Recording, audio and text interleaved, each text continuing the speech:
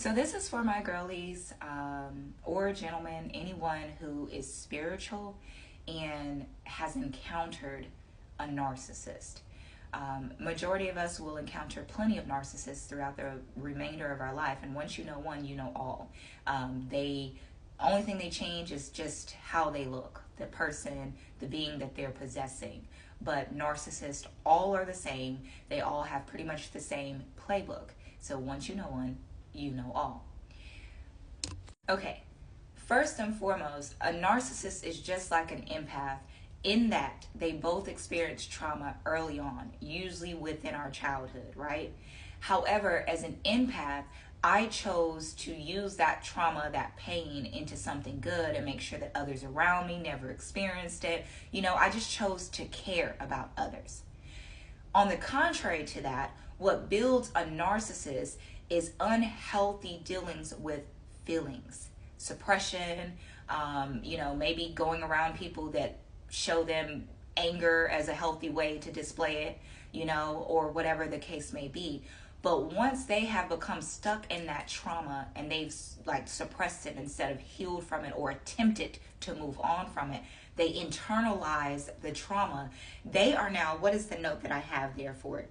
Give me just 1 second because I made notes.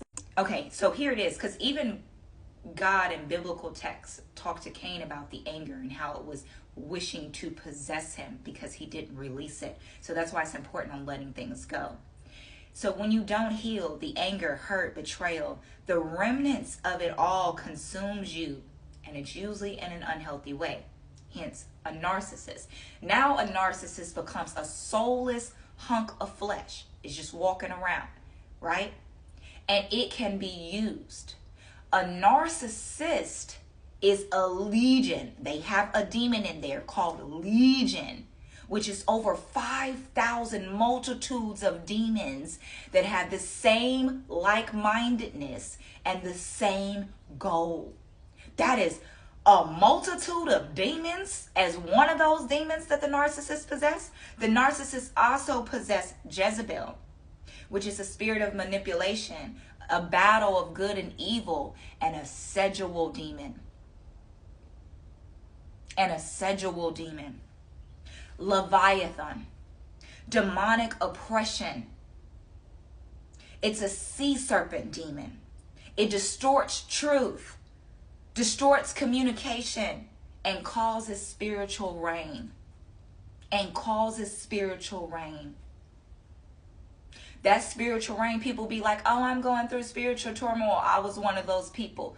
You're going through spiritual turmoil because you're laying down with a demon every night.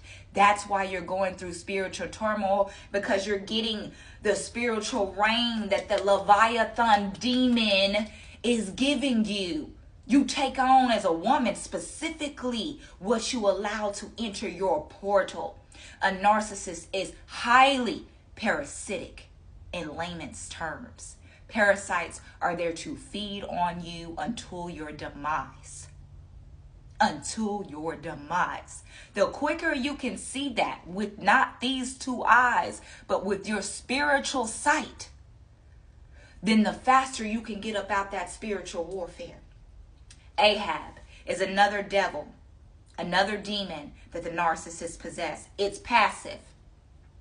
Most covert narcissists, passive aggressive. They do stuff in the dark because they're the most coward of all those types of narcissists. So they do stuff in the dark. You will never know that they're emotionally, financially, and sexually abusing someone, and physically for some of them, because they hide it. That's how coward they are. So Ahab is a passive, godless, and weak-willed person who gives in to the control of others. Used to be me. That's the danger of having a narcissist bleed onto an empath, specifically in your young years, is that you take on their demons. Their demons bleed onto you like a sponge. Now I'm passive. Now I'm allowing people to walk all over me. I'm at the control. I'm people pleasing. Because that Ahab demon has now rubbed off on me. Give me a second. Let me let baby girl in. All right. And then Legion. The Bible said was a large collection of demons that share a single mind and will. Legion was multitude, Over 5,000, if we want to put it numerically, like just giving you a picture, over 5,000 of the collection of demons that share a single mind and will. Look at that 70,000 group. 70,000 man group. Narcissistic. Also, spiritual girly, you need to spend some time in the word yourself. Not skipping around the book. It is a book. Read it from front to back. If you still stuck at Genesis 1, 2, 3, whatever the case may be, stay there until you understand those chapters and then move on. Make notes. I make notes of the Bible. I research words that I have no actual understanding of. I gather an understanding and I come back and I integrate those words into the book like they are, and I read the intent of that word. If you are not studying for yourself, faith without works is dead, sister. Is dead, and you are not in spiritual warfare. You are the own cause of your demise because of what you are allowing to enter your portal. This portal, this portal, these portals, these portals.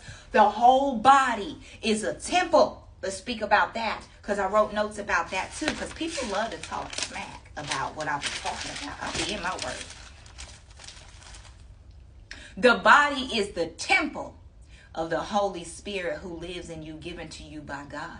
So if you continue to allow a narcissist, I had to open the legs because I've been there, done that, to enter your portal and drop off Ahab, Jezebel, Leviathan, and legions of demons with the same strong parasitic energy to see your demise, then you have created your spiritual warfare. I encourage you to do this, because I'm one of those people that don't want to feel conviction in my heart about something I know I can change. I know I can close my coochie. I know I can close that up. So if I know I can close that up and be strong-willed and don't allow certain people to enter my portal, because if I got to put for me now, I put that nigga off of, that ninja off of Queen Charlotte. That dude that was with, what's the other black queen? Her friend. That was her friend. If you know, you know. Her dude that was just hunching on her, very narcissistic and not engaging her and didn't care about her thoughts and stuff. I put his face there, and I just keep her closed up. She'd be like, look at that. Because that man was an outward depiction of the inwardness of these narcissists. And that's why I encourage women not to get confused with looking at your two eyes. Oh, he attractive. Oh, look at him. He can get it because of how he look. But you ain't even saw him.